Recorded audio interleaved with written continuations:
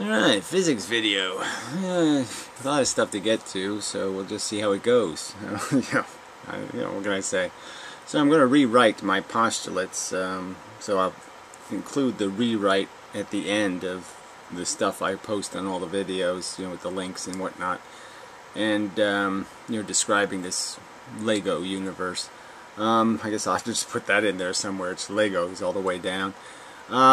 I guess a theme I just want to say the words, just so I have to write this in some kind of way. But people should understand that the universe begins.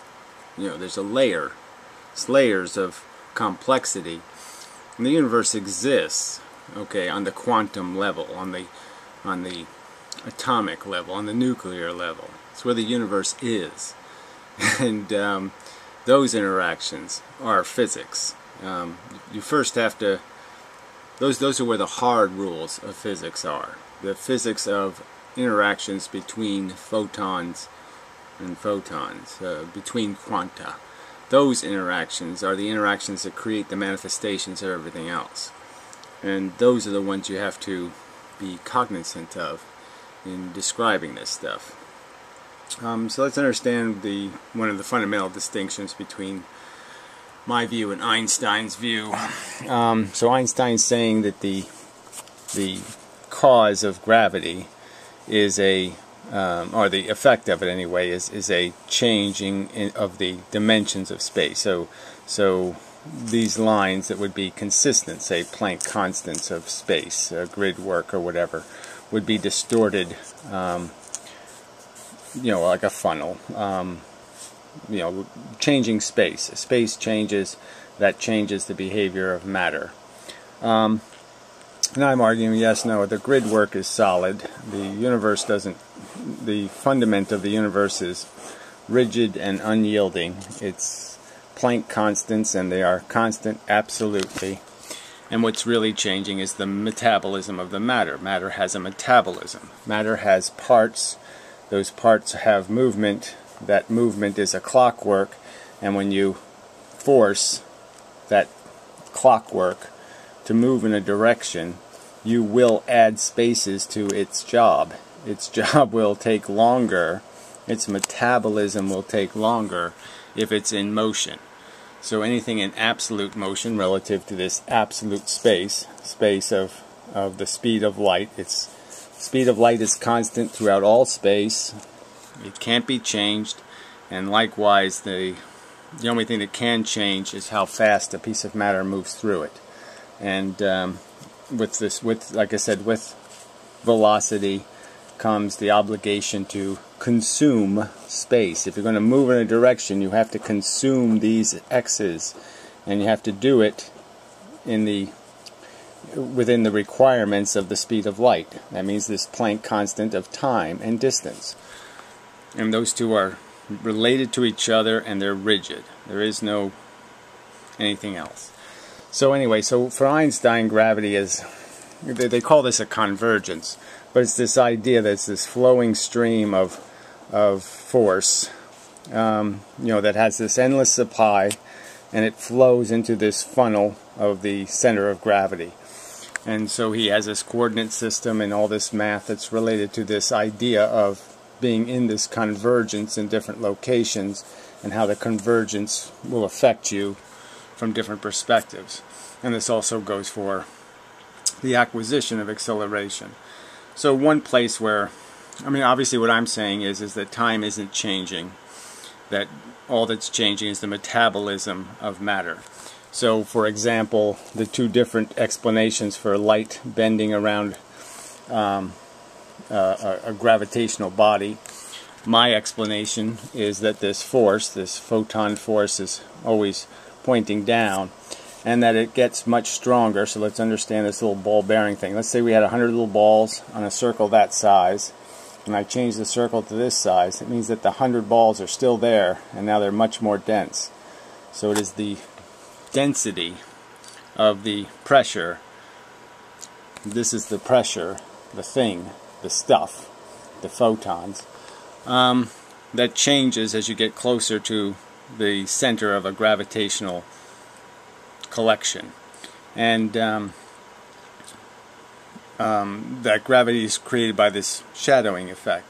So, you know, is one of the arguments made in this whole time dilation thing is that somehow length is changed, because from their perspective, let's say you have a gravitational body and you're shaped lengthwise, they would argue that the gravity here is stronger than the gravity here, and that way it's going to force you to lengthen because you have an unevenness of gravity. Well, obviously, if it's something that has to go through the body, as I'm saying, photons actually traveling through something, there is no change in gravity between these points. There's always a center of gravity, and the absorption of the gravity is through the entire matter. So it's not, there is no such thing as lengthening in that sense. If anything, there would be a shortening of something's size, just because the force is going to be coming from one side. So there has to be something wrong with their math, and I don't know, I'll have to go find it in one of these translations or one of these bullshitty things, these, you know, this crap math that they use, this convoluted, indecipherable gibberish of math that they have. if they have a mathematical description of that length expansion, that I think is wrong, and I probably can find the error in the math to demonstrate that. Otherwise, some of this stuff is similar. Obviously, what Einstein's talking about is this convergence, and this convergence, in a sense, is the same for photonic pressure. So it's like illustrating it different ways. So you could say, if you were riding on a boat on a lake, and the lake had a drain in it, and the water was draining out the drain, the boat would be riding on the force. And riding on the force, or being underwater and in the force, would be different physics, you could sort of understand. So we have to understand that we're in the force, we're not riding on the force. And but it's the same. His time dilation is essentially doing the same thing mathematically. So some of the math is going to fit, but you know, obviously it's fitting for reasons quite different than Einstein's reasons. So back to the bending of the light around a body. Einstein's saying that the space-time is changed here because from this thing's perspective, it's moving at a different rate. I mean, it doesn't technically understand, I guess, that it's because it has motion that's been slowed down, you know, that there'd be more time that the light would be in the gravitational field of that body. And so they're using time, the amount of time it would be in that gravitational field, as an explanation for the bending of the light, where I'm just arguing that simply the light is getting into a region of density where the gravity is so strong, the balls are so close together, that the light is interacting with electrons and other heavier particles because of the condensing that's taking place from the pressure, and that's where the deflection is coming from. And that it's all happening in real time, that there is such a thing as real time, and that's all there is. And then if your perspective is altered, it's altered because your metabolism has been altered. Your clocks can move slower, and everything else will move slower, and everything will be changed because you're accelerating, or you have a velocity.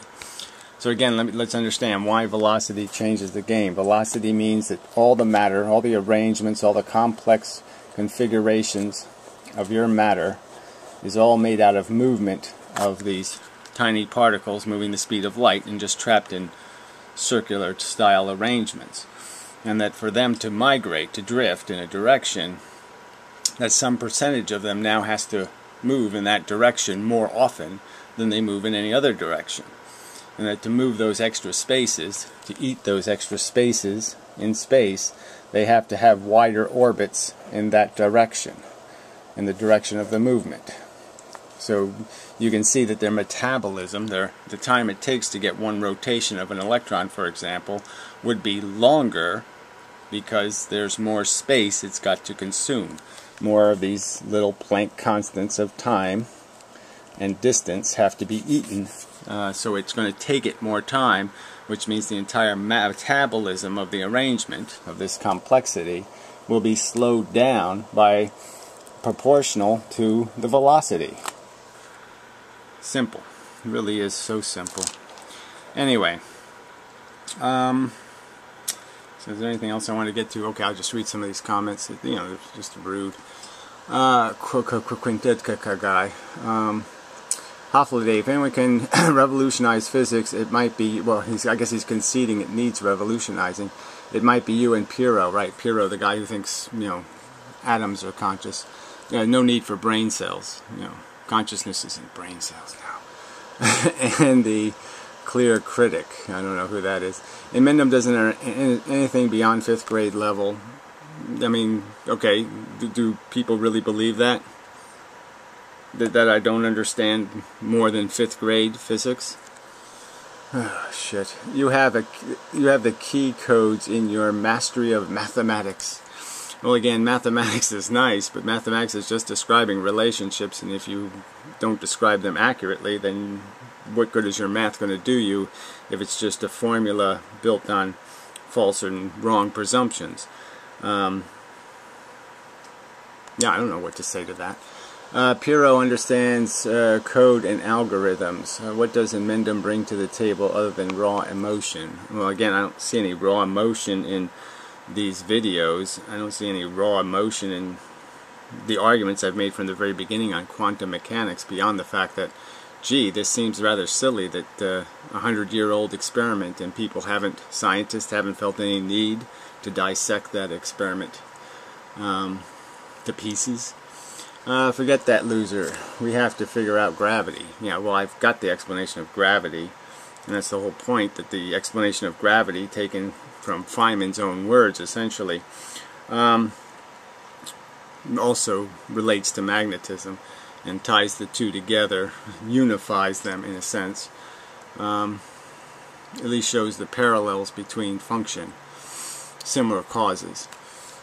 Anyway, but Hayayuyu tries to tackle the math, then it'll be all deductive and fact-based, and we all know how much experience Mendham has with sound deductive arguments and true premises in general.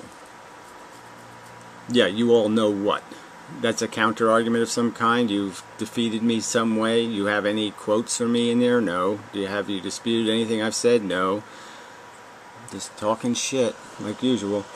Completely agree. I have a math degree from Warwick, which covered the maths of special relativity. Okay, so again, special relativity is the first version that basically recognized this effect of velocity and the fact that it creates a problem in terms of this. Like I said, you can either assume that the space changes, or you can assume that the matter changes. I think they just made the wrong assumption.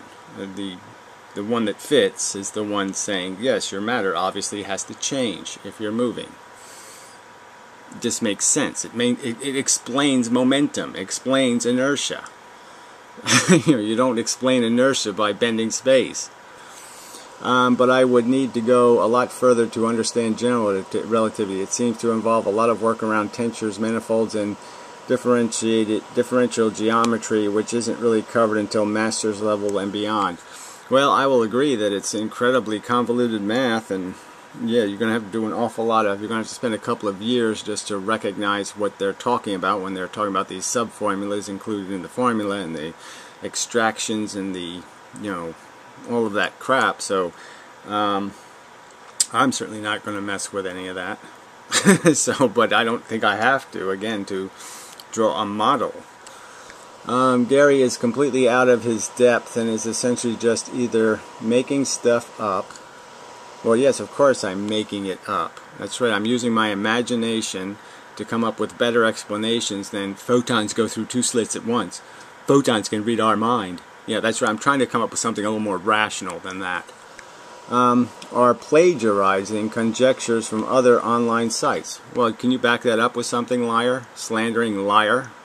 I mean, that's a slander, right? So, I mean, if I ever do get, if this ever comes to fruition, maybe I'll just sue you, right? That's just grotesque slander. You don't have any evidence of plagiarizing. You're not going to prove any plagiarizing whatsoever. You're not going to demonstrate that this is being said somewhere else as I'm saying it. I have every bit of proof. Okay, if you watch my videos, they're right there. The whole lineage of this conversation between me and Piero about physics is transparent. It's right there. Not transparent. It's opaque. It's right there. They're recorded videos. All right. So the evolution of this argument and the evolution of my deduction is clear.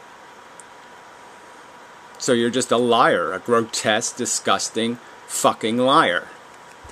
You're making public statements accusing me of stealing ideas. Prove it, or go to jail where you belong. Yeah, he needs to show how his conjectures are mathematically consistent with the current models. Well, why? I'm saying the current model is wrong.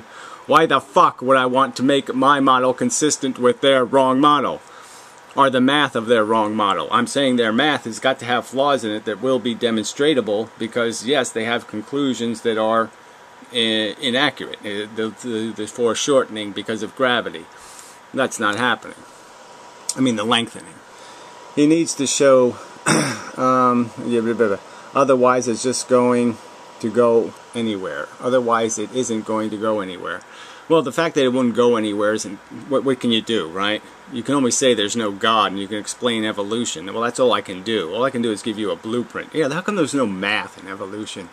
You know, when Darwin wrote The Origin of Species, he didn't need to have a whole bunch of math to explain it. Yeah, I mean, physics isn't all just math.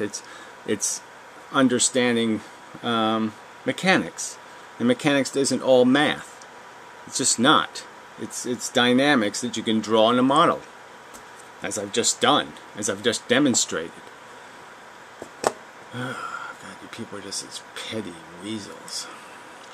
So anyway, so to the comments on my video, which is just, you know, okay, paraphrase. Einstein didn't use the math in general relativity. Well, I meant special relativity, but it doesn't really matter. You know, how much, whether Einstein took math that was already done by other people and cited it as descriptions of, you know, use these tensors or use this da-da-da-da-da-da. You know, I think he even has a phrase in there, something like, you really don't need the math to, you know, I've provided the auxiliary math, but you really don't need to understand this, you know, in principle. I knew that was going to happen. I'll be back. Alright, continuing. So anyways, this whole, whatever. You gotta have a big pile of math or you're not doing physics, and I just think that's all. I think it's nonsense. You know, it's a description of the reality. Again, fundamentally, I'm arguing for, you know, that space is absolute, that time is absolute, and that it all goes to the quantum level. That's where space begins. It's not a separate universe for, you know, all the little bits that make you up. It's not a separate universe. The empty space we see in the world is the same empty space inside of you. Space is space. Time is time. Time is just a reflection of distance at the speed of light. And everything, you have more than just a biological metabolism. You have an atomic metabolism. Those statements can be made without a big pile of math. They just can.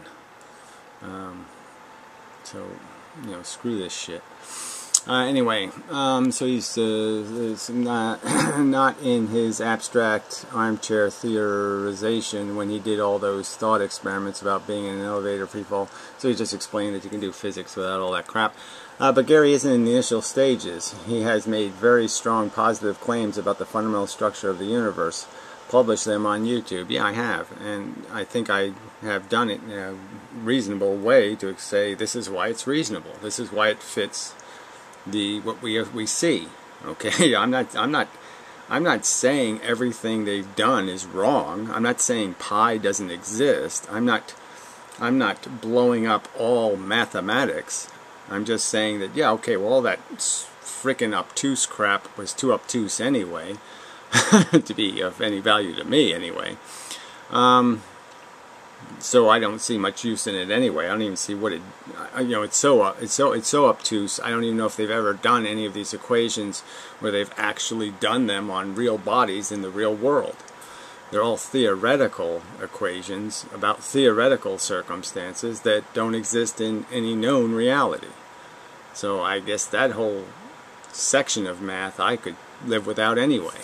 I could live without that whole section of physics, talking about things that we don't know, that we've never seen, you know, that are just imagined circumstances. Yeah, I think you could throw that whole area of physics right in the garbage.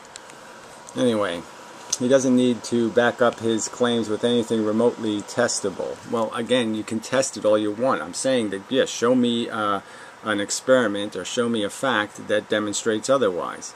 Again, I'll explain Newton's glass. I'll explain the two-slit experiment in some other way than the explanation you've been provided by physicists, which is Copenhagen crazy out to lunch nonsense. Never mind being able to use his claims to predict results the way that SR and GR are confirmed by using complex mathematics in later decades after being published. Well, SR and GR, okay, special relativity and general relativity predicted something. Okay, well, you says you. Yeah, okay. I think it's got. I think that's why they come up with all these different, you know, the cosmological constant. A lot of this other stuff is the way they make it work.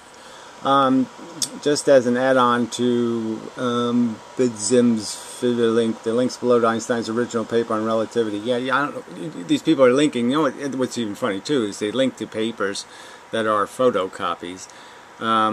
You know, when there's text versions of Einstein's paper. So I mean, shit. Why would I look at a bad image when I can read the text? You know, and the image has to be a translation anyway from the original German. Anyway, this might be helpful. In quantum field theory, there aren't any particles per se. Yeah, well, I don't care about quantum field theory. I'm telling you that there is no fields, okay? I'm saying that the universe is made out of mechanical parts. It's Legos, alright?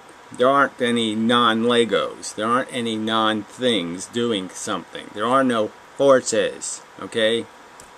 Force is a stupid word. It's a word misunderstood. Force is something. It's not nothing. It's made of substance. Little substances moving very fast. Logic rolls the dice again. Actually, it is possible to do physics without mathematics. It's just very awkward to translate it. Again, I don't see why you need to translate it, but whatever. I'm just, you know, whatever. I mean, this all just seems very petty. And we'll just see how it goes. I mean, this is all I'm going to get as counter arguments, is that you can't say that. I mean, if Darwin had written a 3-page book on evolution, you'd just say he can't do that, right? I mean, it's nice that he was able to document blah blah blah and the birds and this, but he didn't document everything.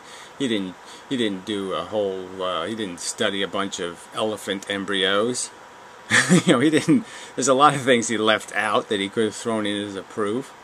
And again, I don't need to prove anything but some sort of inconsistency, and that's all I'm arguing, is that I can demonstrate certain ones. I don't think that the size dilation is accurate.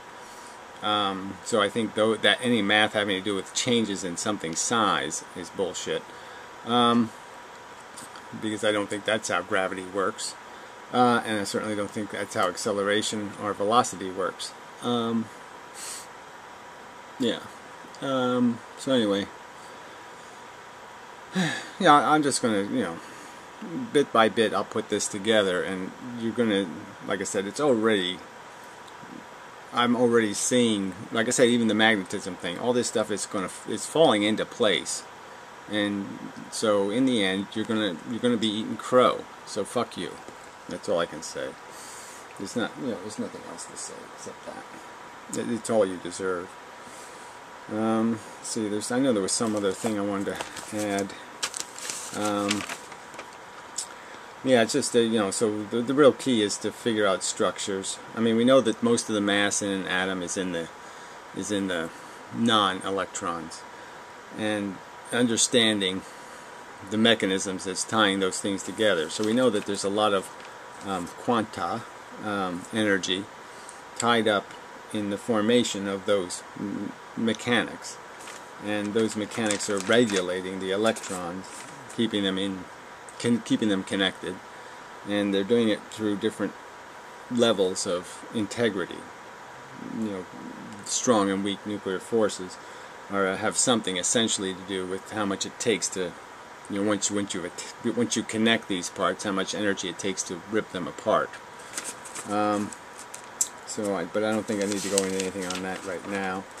You know, that's the part that gets a little complicated, because you are trying to figure out the spin dynamics and all this kind of stuff. And again, I'm working on the electromagnetic spectrum, you know, the radio waves to cosmic rays, let's say, and figuring out this issue of strength. You know, what gives it more energy? Its frequency, the fact that there's more of it that can happen in a certain amount of time, or or is it something in the nature of it? Does it actually have more quanta in it, in each individual photon?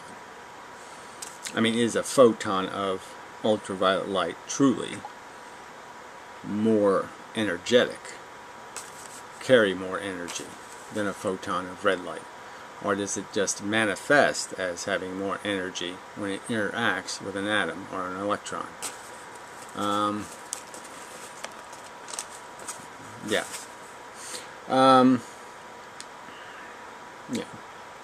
So anyway, but those are the dynamics. I'm figuring how the drift of the school of fish takes place exactly, you know, is the tricky part. You know, how there's a transfer of the energy. So, you know, there's a bunch of light moving this way, and that light hits matter, and it imparts that momentum, that movement into the matter through a mechanism that basically creates something we call a center of gravity. So it's dissipated through the mass.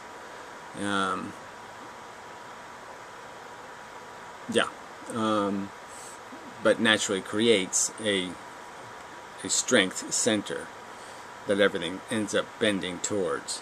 And this bending idea is what is fundamental to all of physics, essentially, is changing, deflecting, what's a better word? It's changing that angular momentum. It's direction changes that don't require any exhaustion of anything called energy. Not that you can ever exhaust energy. Again, right? Energy can't be created or destroyed. It's all systems are energy neutral. So what you're talking about is direction. Right. Yeah. More to come.